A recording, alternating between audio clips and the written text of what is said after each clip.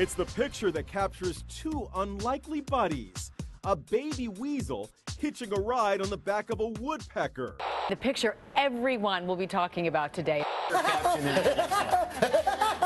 my back! The amazing picture was taken in a park in London. It seemed unreal, like something out of an animated adventure movie. The picture has gone viral, many saying it's amazing. Some people even tweeted memes like Putin's latest PR shoot. Now brace yourself for a big disappointment. According to animal expert Jared Miller, the photo is not as cute and cuddly as it seems. In point of fact, the weasel is probably trying to eat the woodpecker. For as cute as that little guy is, the least weasel is not only the world's smallest carnivore, but a really skilled predator. And it looks like someone captured a predatory moment.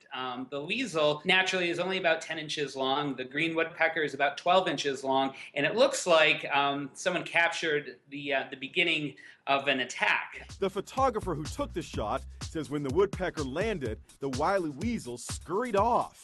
A happy ending for the woodpecker, who could have ended up as lunch.